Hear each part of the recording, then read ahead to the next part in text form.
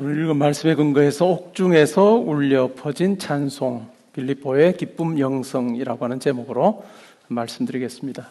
우리가 지난주에 바울의 여정이 계획이 바뀌는 부분을 우리가 살펴봤죠. 갈라디아 지역에서 복음을 전해야 되겠다 하는 생각을 가지고 있었으나 하나님께서는 그를 갈라디아에서 복음 전하게 하지 않으시고 막으셨습니다. 성령이 막으셨고 또 예수님께서 함께 하셨다는 것을 보여주기 위해서 예수의 영이 허락하지 않으셨다라고 그렇게 이야기를 했습니다. 그래서 결국은 막히고 이른 곳이 해안가였고 그곳에서 환상을 보았습니다. 마게도냐 사람이 손짓하여서 와서 우리를 도와달라라고 하는 그 환상을 보았고 그것이 하나님의 뜻인 줄 알고 하나님께서 우리를 이 마게도냐 지역으로 우리를 부르시는구나, 오늘날의 유럽으로 부르시는구나 라고 하는 생각을 하고 하나님의 말씀에 순종을 해서 떠났습니다. 마게도냐 지역의 첫 번째 갔던 성이 바로 빌립보입니다. 빌립보에서 유대인들이 모이는 그와 같은 모임의 처소를 만나게 됐고 그곳에는 유대인들뿐만 아니라 하나님을 믿는 이방인들도 함께하는 그러한 모임에 가서 말씀을 전하게 됐습니다. 바울이 그렇게 선교 여행을 할 때마다 각 도시에 회당이 있으며 회당을 찾아서 말씀을 전했습니다. 왜냐하면 회당에 가면 유대인들과 또한 하나님을 믿는 이방인들을 만날 수 있기 때문에 구약에 대해서 잘 알고 있는 사람들에게 예수 그리스도의 그 놀라운 복음을 이야기를 하면 훨씬 더 잘 이해할 수 있기 때문에 그렇게 도시를 가더라도 항상 회당을 찾았고 회당이 없는 곳에는 기도 처소가 있는지를 살펴서 유대인들과 또 하나님을 경외하는 자들로 우리가 부르는 이방인, 하나님을 섬기는 이방인들이 모여있는 그 기도 처소에 가서 예수 그리스도의 복음을 전했습니다. 그래서 믿는 사람이 이제 생겨난 거죠. 앞부분에 보면 루디아가 예수를 믿게 되는 그러한 이야기가 나옵니다. 그리고 나서 그곳에서 계속 말씀을 전하는데 계속해서 귀신 들린 자가 따라다닙니다. 귀신 들린 자가 따라다니면서 이 사람들은 참으로 높은 분, 신의 그와 같은 뜻을 전하는 자들이다라고 그렇게 이야기를 하죠. 지극히 높은 하나님의 종으로서 구원의 길을 너희에게 전하는 자다. 점치는 귀신 들린 이 종이 계속 그 이야기를 하니까 바울은 굉장히 이게 당혹스러운 거예요. 여러분 한번 상상해 보십시오. 귀신 들린 사람이 계속 따라다니면서 이 사람들이 그와 같은 사람들이다 이야기하면 이 바울과 실라가 전하는 이 메시지가 옳게 들리지 않을 가능성이 큽니다. 그래서 결국은 바울과 실라가 굉장히 심히 괴로워하다가 바울이 예수 그리스도의 이름으로 명하여서 그 귀신이 떠나게 합니다. 그러면 다 좋아해야 할 것 같은데 이 여종을 부렸던, 데리고 있었던 주인들의 경우에는 이제 수익이 끊어진 거죠. 점쳐서 그걸 받은 돈으로 그들이 살았는데 이제 그것이 가능하지 않게 되자 바울과 실라를 잡아서 장터로 데려가서 관리들에게 끌고 갑니다. 그러면서 이런 이야기를 합니다. 이 사람들이 유대인인데 우리 성을 심히 요란하게 한다. 로마 사람인 우리가 받지도 못하고 행하지도 못할 풍속을 전하고 있다라고 그렇게 고발을 합니다. 그래서 상관들이 어떻게 할까요? 옷을 찢어 벗기고 매로 치라 합니다. 많이 쳤습니다. 그리고 옥에 가두었습니다. 오늘 요 내용부터 우리가 읽은 내용이죠.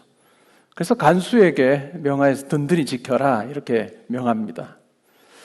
그리고 이 바울과 실라가 갇힌 곳은 오늘 말씀에도 나오는 것처럼 아주 깊은 옥이었다라는 이야기입니다. 감옥 중에서도 깊은 옥이어서 햇볕도 들지 않는 곳이고 또 빠져나가는 것이 거의 불가능해 보이는 그런 곳이었고 또 깊은 옥에만 갇힌 것이 아니라 어떻게 됐을까요? 발에는 착고를 든든히 이렇게 채웠습니다.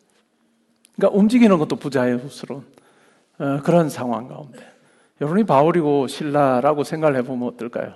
하나님의 말씀에 순종해서 여기까지 왔는데 복음 전하다가 막 옷도 벗기고 아주 매를 많이 져서 매질을 당하고 그것도 깊은 감옥에 지금 갇혀 있습니다. 그리고 발에는 착고가 차여 있는 이런 상황이면 대부분의 사람들이 어떻게 반응할까요? 원망하겠죠. 하나님께 순종해서 여기까지 왔는데 이게 뭡니까 하나님? 그런 원망을 하는 것이 정상일 것 같아요. 근데 바울과 신라는 그렇게 하지 않습니다. 어떤 일을 했을까요? 한밤중에 바울과 신라가 기도하고 하나님을 찬송했다. 이것이 굉장히 중요한 부분입니다. 제가 오늘 말씀드리려고 하는 부분이 바로 이 부분이에요. 한밤중에 여전히 발에 착고가 차인 채로 또 상처난 그 몸이 매질당한 그 몸이 굉장히 아픈 채로 바울과 신라가 기도하고 하나님께 찬송했다. 그리고 그 찬송하는 소리를 죄수들이 들었습니다. 하나님의 어떤 일이 일어날 때 어느 쪽을 선택하느냐 하는 것이 중요함을 우리에게 보여주는 거예요. 100명 중에 한 90여 명이 어떻게 할까요? 성도라 할지라도 이런 상황이 생기면 어떻게 할까요? 불평하고 원망합니다. 불평하고 원망하죠. 하나님 이게 뭡니까? 왜 우리를 이렇게 대하십니까? 라고 불평하고 원망할 법한데 바울과 신라는 그렇게 하지 않은 거예요. 죄수들도 지금 보고 있는 거죠. 오늘 새로 들어온 죄수 둘 보니까 아주 매도 참 많이 맞았고 어떤 사람인지 몰라도 발에 착고까지 채웠고 이렇게 깊은 감옥에 가두어 두었는데 한밤중에 기도하고 하나님을 찬양하는 거예요. 기도하고 찬양하는 것 속에 어떤 마음이었을까요?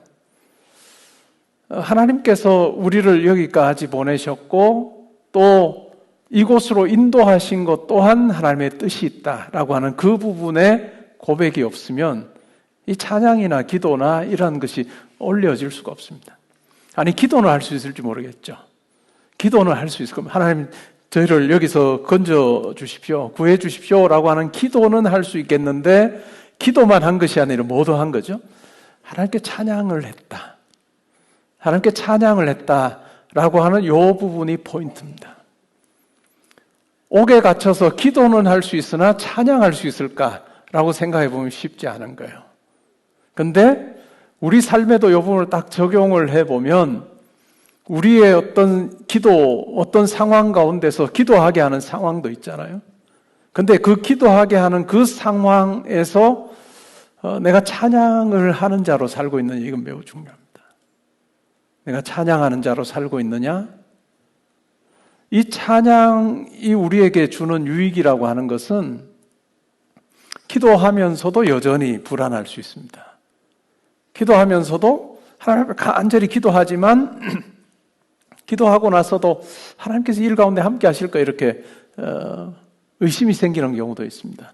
근데 찬양이 함께하는 기도는 아주 힘이 있습니다. 찬양이 함께하는 기도는 아주 강력하여서 결국은 우리 마음부터 변화시켜 놓습니다. 우리 마음을 변화시키고 또 우리에게 막혀있는 문들도 하나님께서 활짝활짝 열어젖히시는 그와 같은 일들이 일어난다는 거죠. 오늘 본문에도 보니까 어떻죠? 이에 갑자기 큰 지진이 나서 옥터가 움직이고 문이 다 열리며 모든 사람의 매인 것이 다 벗어졌다. 놀라운 일이 벌어진 거죠. 그들을 이렇게 매고 있었던, 둘러싸고 있고 움직이지 못하게 했던 그 모든 요소들이 지금 다 풀리는 거예요. 옥터가 움직이고 문이 열리고 모든 사람의 매인 것이, 죄수들을 묶어두었던 그 착고가 다 풀렸다. 이 현상입니다. 일어난 현상이죠. 근데 이 일어난 현상, 이것이 일어나기 전에 사실 뭐가 있었을까요? 먼저 마음의 문이 열리는 거예요. 마음의 문이 열릴 때 찬양이 가능해지고 이 찬양이 터지게 될 때 결국은 하나님이 개입하시면서 그 상황 또한 바뀌는, 이것은 참으로 놀라운 일입니다. 우리가 신앙생활을 하면서 실제로 예배 때 드리는 찬양, 결신송도 있고 임내송도 있고 찬양들이 쭉 있는데, 이것이 그냥 내 삶에서, 내 신앙생활 속에서 예배 안에서의 찬양만이 아니라 과연 내 삶의 자리에 찬양이 있는가 하는 부분을 우리는 점검해 볼 필요가 있습니다. 결국 이 찬양이라고 하는 것이 우리에게 뭘 이야기해 줄까요? 내가 누구인가를 고백하게 합니다. 확인하게 하는 거죠. 환경을 보고 여건을 보면 어떤 생각이 들까요? 내가 버림받았나 보다. 내가 이 상황에 있으면 참 끝났나 보다, 이런 생각을 하게 만드는 상황들이 있습니다. 오늘 우리가 읽었던 본문에 나오는 바울과 실라의 상황이 딱 그거 아닐까요? 그죠? 매도 맞았고 또 깊은 옥에도 갇혔습니다. 근데 그때 이제 물음을 던지는 거죠. 찬양을 통해서 하나님께서 나를 얼마나 귀하게 여기시는지, 하나님께서 교회를 대적하고 또 예수 믿는 자들을 핍박했던 자기를 부르셔서 복음 전하는 자로 세워주신 그 하나님의 은혜, 나를 기억하시는 그 하나님에 대해서 생각을 해낸 거죠. 그러면서 내가 누구인가를 상황을 통해서 확인하지 않고 찬양을 통해서 확인하게 됩니다. 그리고 상황이 좋아서 부르는 노래가 아니라 복음의 노래를 부르는 거죠. 예수 그리스도를 통한 하나님의 놀라운 그 은혜와 새로운 삶과 소망과 약속이라고 하는 이것을 이 찬양을 통해서 올려드립니다. 누구를 향해서 올려드릴까요? 그것은 바로 하나님 아버지를 향해서 올려드립니다.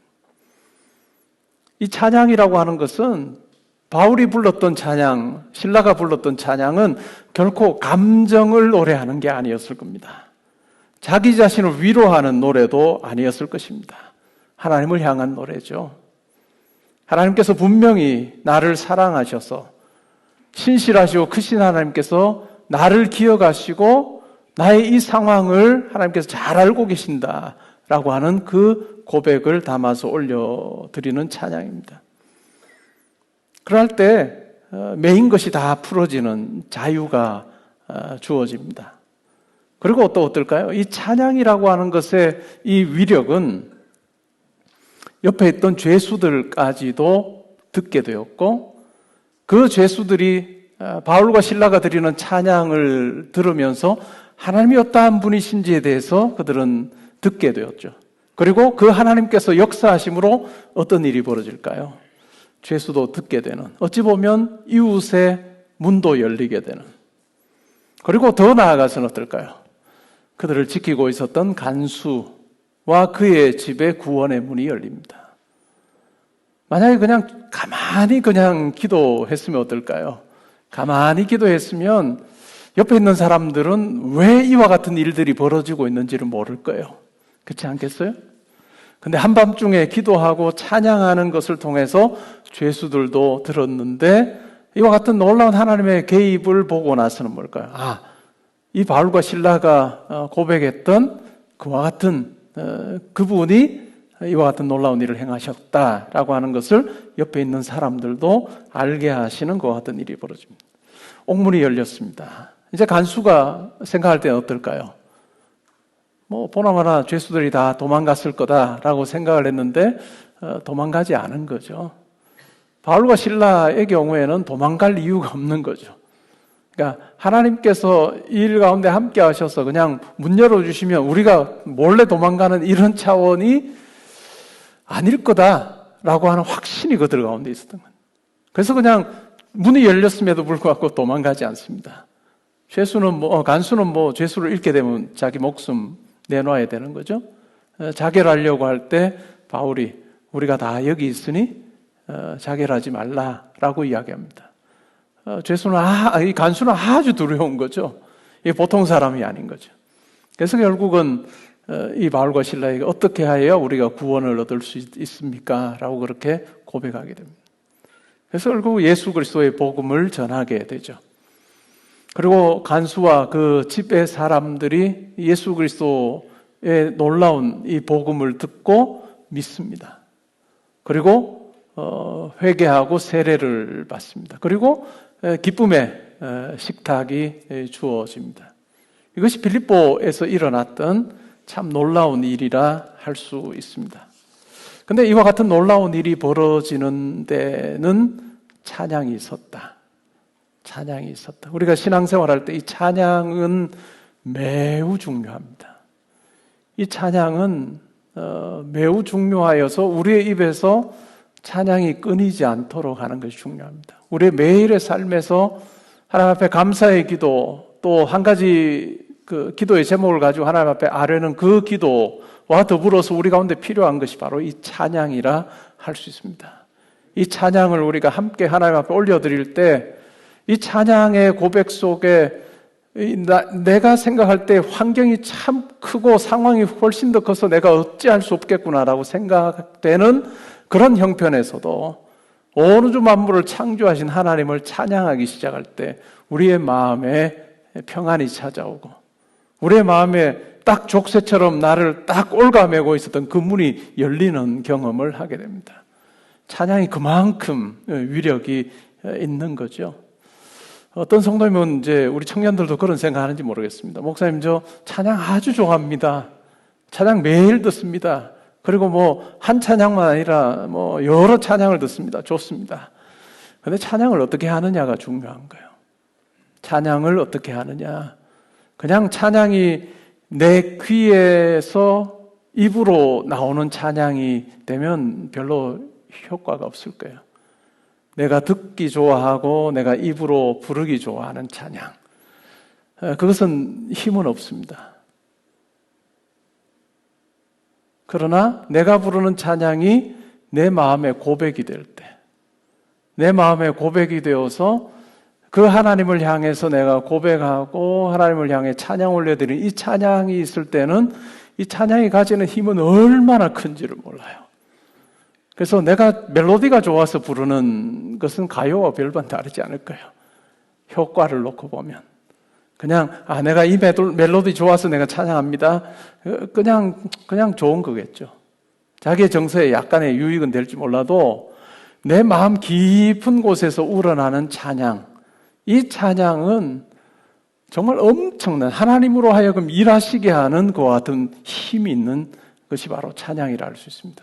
그래서 찬양을 여러분 즐겨 부르시면 좋겠고 또 그 찬양에 여러분의 고백이 함께 담기면 참 좋습니다. 그리고 여러분들이 좋아하는 뭐 누구나 다 가장 좋아하는 찬양이 있을 텐데 그 찬양을 부르기 시작하면 우리 모두 다 아마 그런 경험이 있을 거예요.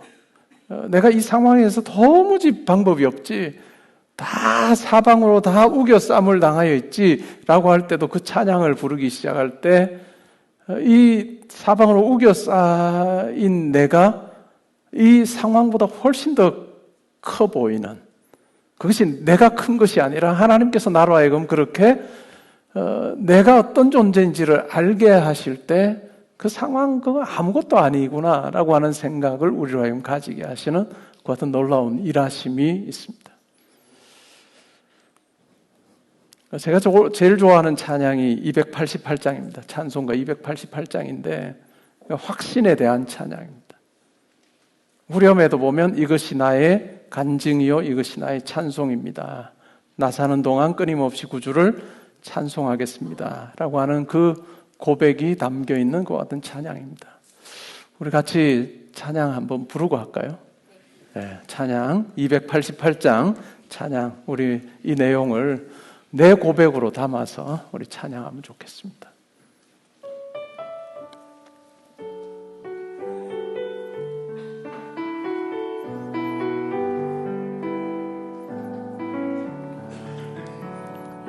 예수를 나의 구주 삼고 성령과 피로서 얻은 날이 이 세상에서 내 영혼이 하늘의 영광 누리도다.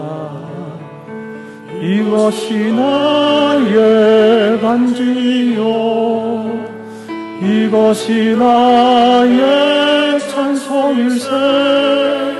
나 사는 동안 끊임없이 그 주를 찬송하리로다. 온전히 주께 맡긴 내 영, 사랑의 음성을 듣는 중에 천사들 왕래하는 것과 하늘의 영광 보리로다. 이것이 나의 간증이요, 이것이 나의 찬송일세. 나 사는 동안 끊임없이 그 주를 찬송하리로다. 주 안에 기쁨 누림으로 마음의 풍랑이 잠잠하니 세상과 나는 간 곳 없고 구속한 주만 보이도다. 이것이 나의 간증이요, 이것이 나의 찬송일세. 나 사는 동안 끊임없이 그 주를 찬송하리로다.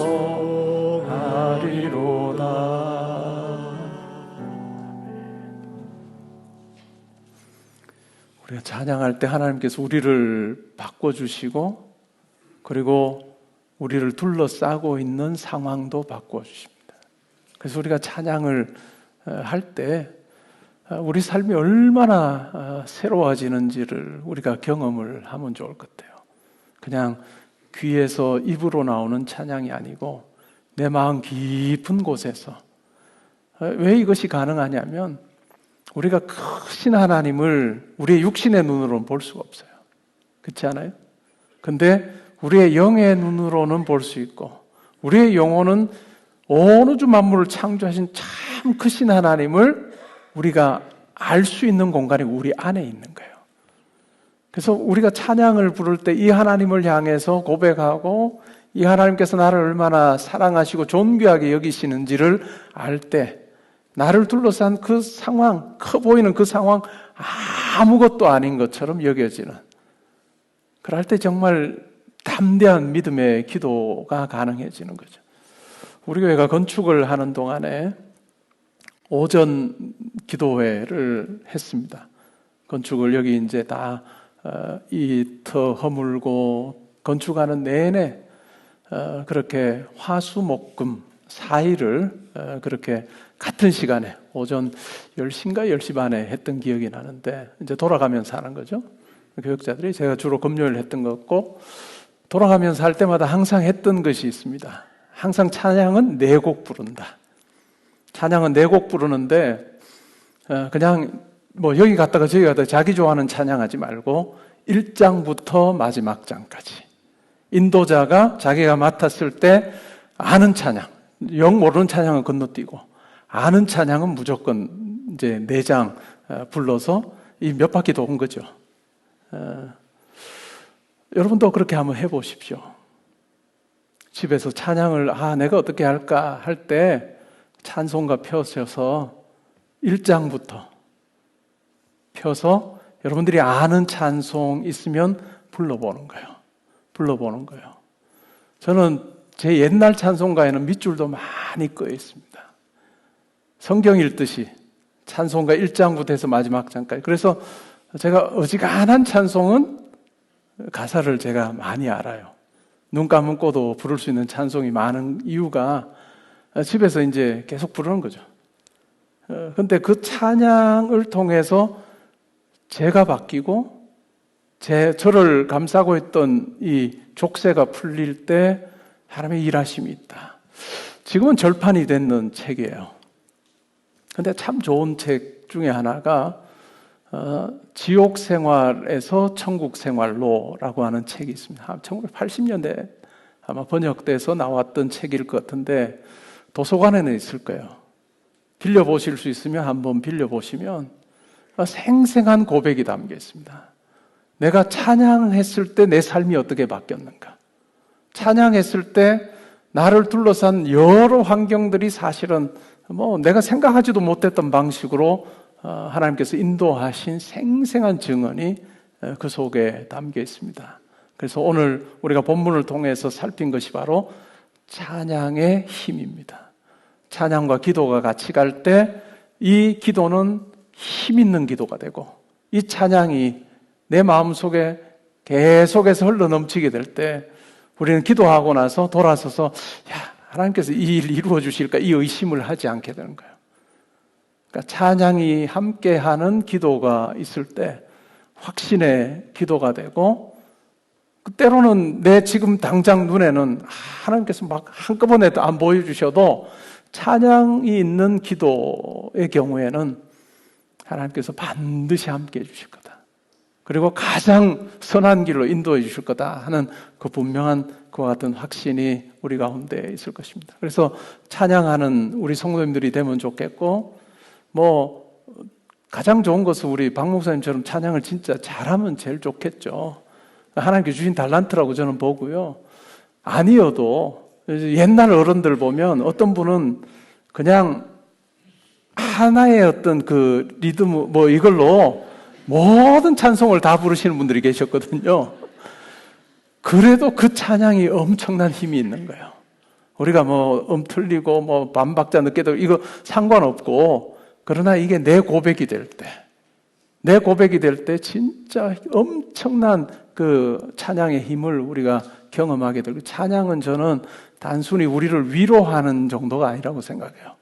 찬양은 이 하늘 문을 열고 또 하나님 보좌 앞으로 우리가 담대히 나아가서 우리의 아뢰할 것을 아뢰게 하는 가장 강력한 무기가 바로 저는 찬양이라고 생각을 합니다. 저는 요즘에는 찬양을 조금 크게 부르면 캑캑거리기 때문에 립싱크를 할 때도 많습니다. 그래도 제 마음속에서는 이게 분명한 고백으로 하나님 앞에 올려드립니다 하는 고백으로 저는 찬양하는 찬양하는 사람으로 저는 평생 살고 기도하며 그렇게 하나님 앞에 서면 좋겠다 하는 생각이 있습니다. 여러분, 한 가지 기도 제목 있으시잖아요. 그 한 가지 기도 제목과 여러분이 가장 좋아하는 찬양을 기도할 때 매일 같이 부르십시오. 그리고 여러분 가운데 어떤 일이 벌어지는지를 한번 확인해 보십시오. 한 가지 기도 제목 가지고 계속 기도해도 어떤 날은 하나님께서 이루어 주실 것 같다, 어떤 날은 아닐 것 같다 이렇게 하죠. 찬양하면서 하면 안 이루어 주실 것 같다는 마음이 싹 사라집니다. 해보실 만하죠. 그러니까 오늘부터라도 찬양과 기도를 함께 하심으로 또 하나님께서 여러분들의 삶에 어떻게 역사하시는가 하는 부분을 보시면 좋을 것 같습니다. 우리가 시편을 보면 다윗의 시편이 많이 나오는데요. 정말 하나님 앞에 찬양하기를 즐거워했던 사람입니다. 모든 상황에서 그는 찬양을 했던 사람이에요. 시편 57편을 보면 다윗이 사울을 피하여서 굴에 있을 때요, 이렇게 이야기합니다. 하나님이여 내게 은혜를 베푸소서, 내게 은혜를 베푸소서. 내 영혼이 주께로 피하되 주의 날개 그늘 아래에서 이 재앙들이 지나가기까지 피하리이다. 내가 지존하신 하나님께 부르짖으며 곧 나를 위하여 모든 것을 이루시는 하나님께로다. 그가 하늘에서 보내사 나를 삼키려는 자의 비방에서 나를 구원하실지라. 하나님이 그의 인자와 진리를 보내시리로다. 내 영혼이 사자들 가운데 살며 내가 불사르는 자들 중에 누웠으니 곧 사람의 아들들 중에라. 그들의 이는 창과 화살이요 그들의 혀는 날카로운 칼 같도다. 하나님이여 주는 하늘 위에 높이 들리시며 주의 영광이 온 세계 위에 높아지기를 원하나이다.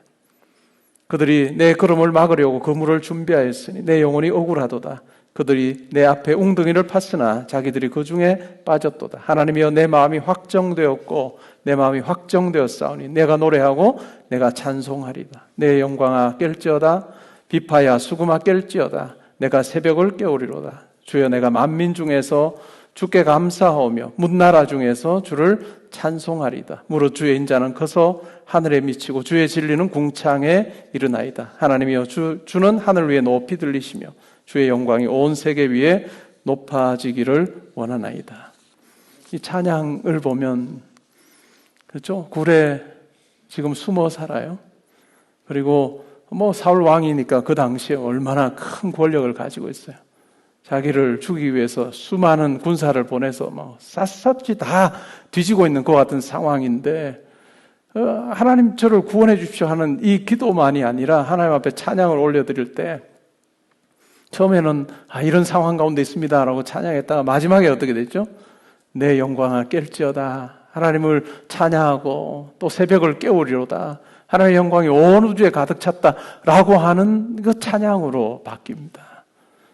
이것이 우리의 찬양 가운데 있는 위력이고 또한 이 찬양을 통해서 역사하시는 하나님을 만나는 것이 얼마나 중요한가라고 하는 것을 우리는 다윗의 삶을 통해서 봅니다. 모든 상황 가운데 찬양하기를 즐거워했던 이 다윗을 하나님께서 들어 사용하셔서 그 고난에 한 10년 정도 될까요? 쫓기며 살았던 그 같은 기간이 끝나는 그 과정 속에 다윗을 더 단단하게 만드셨고 하나님께서 그를 왕으로 세우신 이후에 이스라엘의 역사에서도 다윗과 같은 지도자가 이제까지 없도록 하신 그 같은 하나님의 놀라운 일하심의 비밀이 그 속에 있는데 그 비밀은 바로 찬양이었다 하는 것입니다. 그래서 우리 모두의 삶에서도 이 찬양이 있으면 좋겠습니다. 귀에서 입으로 나온 찬양이 아니고 내 깊은 곳에서 나를 막 올가면 이 모든 걸 탁 터뜨려버리고 하나님께로 올려드리는 그 고백이 있는 그 찬양을 통해서 내 삶을 지옥 생활에서 천국 생활로 바꾸시는 하나님을 우리 모두 만나는 그 영광이 있기를 주님의 이름으로 축복합니다. 아멘. 이 시간 우리 찬양 드리겠습니다.